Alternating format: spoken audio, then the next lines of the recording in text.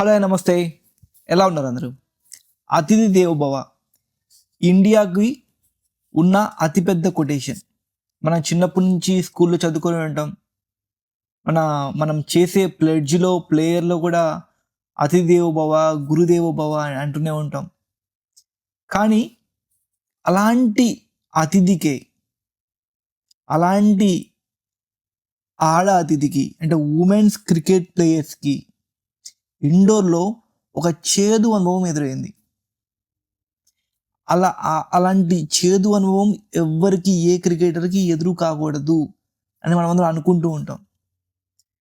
ఒకవేళ మన Indian cricket ప్లేయర్సే, women's cricket ప్లేయర్సే ఏ దేశంకైనా ఎళ్తే వాళ్ళు సేఫ్‌గా తిరిగి మళ్ళీ మన దేశానికి రావాలని కోరుకుంటూ ఉంటాం. బట్ ఇండోర్‌లో, ఉత్తరప్రదేశ్‌లోని ఇండోర్‌లో ఆసీస్ అంటే ఆస్ట్రేలియన్ వుమెన్ క్రీడాకారుల మీద ఒక రబ్బిష్ అంటే ఒక చెత్త సంఘటన అయితే జరిగింది. సో, ఈ సంఘటన జరగడం వల్ల వాళ్ళు చాలా డిస్టర్బ్ అయ్యారు, షేక్ అయ్యారు, టెరిఫైడ్ అంటే చాలా ఇబ్బందికి కూడా గురయ్యారు, డిప్రెషన్‌లో కూడా ఎళ్లారు. అసలు ఏం జరిగిందంటే ఆస్ట్రేలియా ఇండోర్‌లోని ఒక రెడిసన్ బ్లూ హోటల్‌లో దిగింది. వాళ్ళు దానికి ముందే సౌత్ ఆఫ్రికాతో మ్యాచ్ గెలిచారు. 30వ తారీఖుకి మళ్ళీ ఇండియాతో సెమీఫైనల్ మ్యాచ్ ఉంది. సో, వాళ్ళకి అతిథి గృహం ఎప్పటి నుంచో అంటే ఈ నెల 15 నుంచే వాళ్ళకి ఆ హోటల్‌ని కేటాయించారు. సో, ఆ కేటాయించడమే కాదు, వాళ్ళకి ఆ ప్లేస్ అంతా, ఆ హోటల్ చుట్టూ ఉన్న ప్లేస్ మొత్తం చాలా ఫెమిలియర్ అయిపోయింది. చాలా అందుబాటులో ఉంది. సో, వాళ్ళు ఎప్పుడులాగే అక్కడే ఉన్న కాఫీ షాప్‌కి వెళ్ళి కాఫీ తాగుదామని బయటకొచ్చారు ఆ రెడిసన్ హోటల్‌లో నుంచి.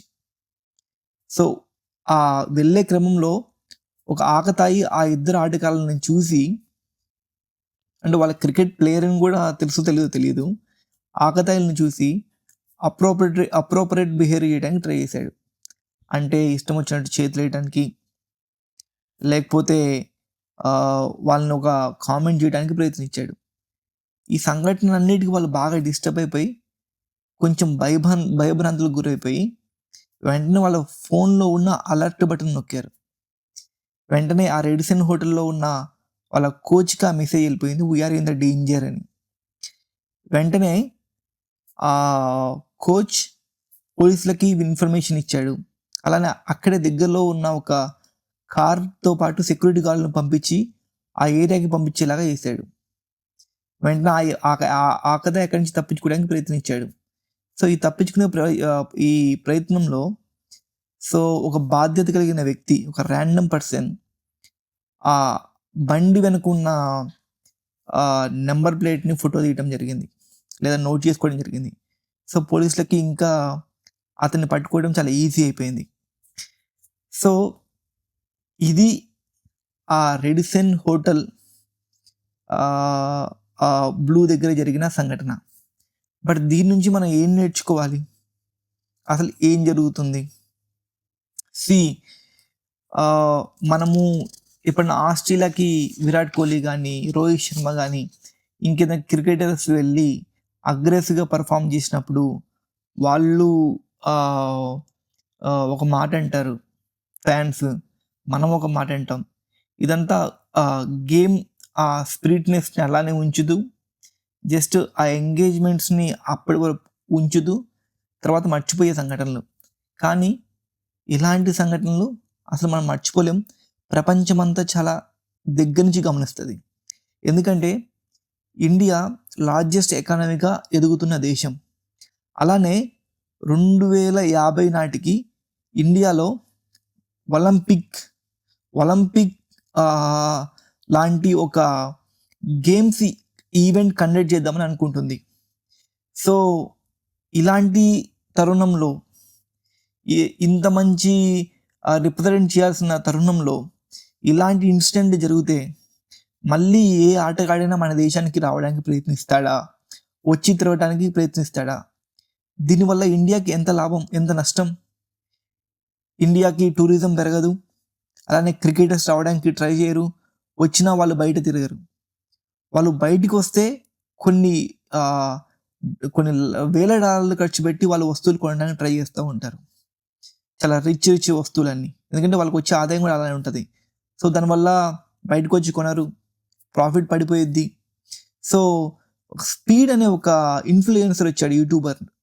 సో, ఇండియాకొచ్చి ఇండియాలో ఉన్న గార్బేజ్‌ని చెత్తంతా చూపించెళ్ళాడు. సో, ఇలాంటి సంఘటనలు జరిగితే అలాంటివి నిజము అని రిఫ్లెక్ట్ అవుతాయి ఖచ్చితంగా ప్రపంచ దేశాల్లో.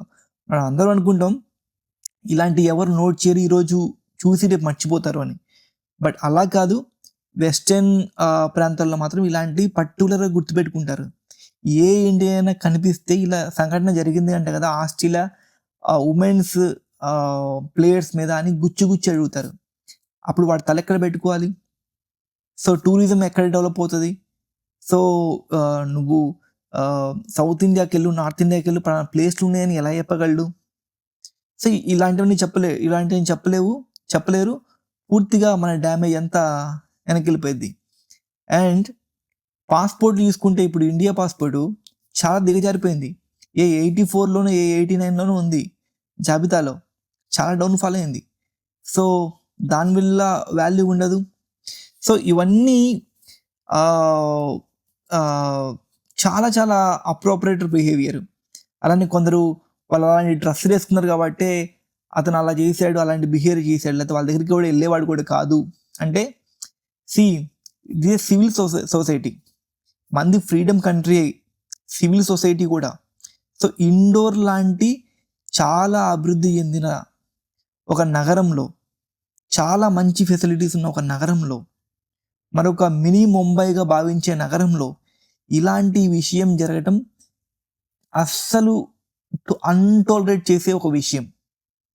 అలానే చాలామంది నాయకులు చెప్తున్నట్టు ఇండోర్‌లో సేఫ్టీ ఉంది, ఏం కాదు అంటే మనం నమ్మడానికి ఏం లేదు. సో, ఈ ఒక్క ఇన్సిడెంట్ చాలు ప్రపంచమంతా ఇండోర్ ఏంటో, అక్కడ జరుగుతున్న సిట్యుయేషన్ ఏందో చెప్పడానికి. And number 1 point security. అసలుకు ఇంటర్నేషనల్ క్రికెట్ వచ్చారంటే ఖచ్చితంగా అక్కడ రాష్ట్ర ప్రభుత్వం అయినా సరే, సెంట్రల్ గవర్నమెంట్ అయినా సరే వాళ్ళు ఒక అంచె సెక్యూరిటీ పెడితే మనం 4 అంచెల సెక్యూరిటీ ఇవ్వాలి. ఎందుకంటే వాళ్ళు మన దేశానికి వచ్చారు, మళ్ళీ తిరిగి వెళ్ళాలి. వాళ్ళ దేశాన్ని రిప్రజెంట్ చేయడానికి వచ్చారు. సో, వాళ్ళు రేపు మన దేశం గురించి మంచిగా చెప్పుకోవాలి. సో, అది పోయింది. Point number 2 civic sense. మనం చిన్నప్పటి నుంచి మనం ప్రేయర్‌లో చెప్పుకున్నట్టు అందరూ నా చెల్లెళ్ళు, నా సహోదరులు అని చెప్పుకుంటూనే ఉంటాం గానీ మనం పాటించం. అంటే దానికి అర్థం ఎవ్వరికీ తెలీదు. సో, అట్‌లీస్ట్ క్లాస్‌లో గురువులైనా సరే, లేకపోతే అదొక పాఠంలాగా ఉండాలి సివిక్ సెన్స్. మనం చాక్లెట్ తిని బయట పడేస్తాం. తీయమంటే నేను తీయనని చెప్తాము. ఇంట్లో తల్లిదండ్రులను తిడతాము. సో, ఇవన్నీ సివిక్ సెన్స్ ఎలా ఉండాలి, బయట మనం వేరే వాళ్ళతో ఎలా నడుచుకోవాలి, ముఖ్యంగా ఆడవాళ్ళతో మనం ఎలా నడుచుకోవాలని మనకి తెలియాలి. అవి నేర్పించాలి. నెంబర్ 3 ఖచ్చితంగా జీరో టాలరెన్స్ అయితే ఉండాలి. ఇలా ఎవరైతే చేస్తారో మళ్ళీ ఫ్యూచర్‌లో ఇలాంటి పనులు చేయాలనుకుంటారో వాళ్ళ మీద జీరో టాలరెన్స్ ఉంచి ఖచ్చితంగా చాలా కఠినంగా శిక్షించాలి. సో, ఇంకొకటి నెంబర్ 4th పాయింట్ అందరూ ఒకే తాటి మీద ఉండాలి. ఒకళ్ళు వాళ్ళ డ్రెస్సులు అలా వేసుకున్నారు కాబట్టి అబ్బాయి అలా చేసుంటాడు. లేకపోతే వాళ్ళు ఫోటో అడిగారు కాబట్టి ఆ ఫోటో ఇవ్వలేదు కాబట్టి అబ్బాయి అలా చేసుంటారు. ఇవన్నీ నాన్‌సెన్స్. ఎవరి ఇండివిడ్యువాలిటీ వాళ్ళకుంటది. సో, వాళ్ళకి ప్రైవసీ కావాలి. There are cricketers. వాళ్ళు మన దేశంకి వచ్చుకునే cricketers. We have to give respect to them. వాళ్ళు మా దగ్గర రాకూడదంటే రాకూడదు. ఫోటో దిగాలంటే దిగాలి. అంతే. అప్రోప్రియేట్ బిహేవియర్ చేయకూడదు. సో, దీనికి ఏ రాజకీయ పార్టీలు మద్దతు తెలపకూడదు. సో, ఇన్సిడెంట్ అంటే ఇన్సిడెంటే. అలా జరిగిందంటే జరిగిందే.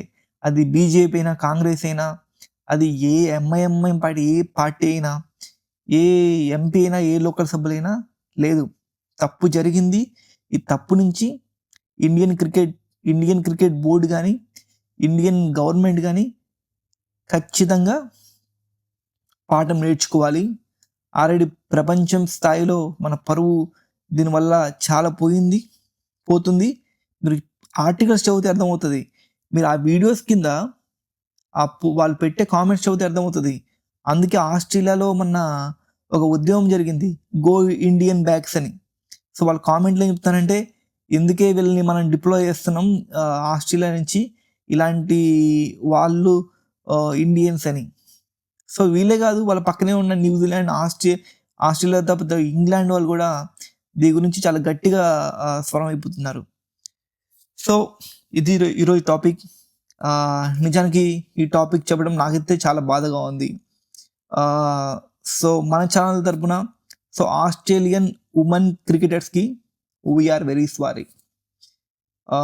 మేము చేసిన తప్పే, ఇంకోసారి ఇలాంటి తప్పు జరగకుండా చూసుకుంటాము అని మా గవర్నమెంట్ ఖచ్చితంగా దీని గురించి రెస్పాండ్ అయ్యి ఇంకా మీకు భద్రత ఎక్కువ ఇచ్చి, భద్రత ఇవ్వటం ఏంటి, సివిల్ సొసైటీలో ఉన్నాం కాబట్టి ఖచ్చితంగా అలా వాళ్ళని అతిథి దేవో భవ అని చూసుకున్నాం కాబట్టి అది ప్రతి ఒక్కడి పౌరుడి బాధ్యత.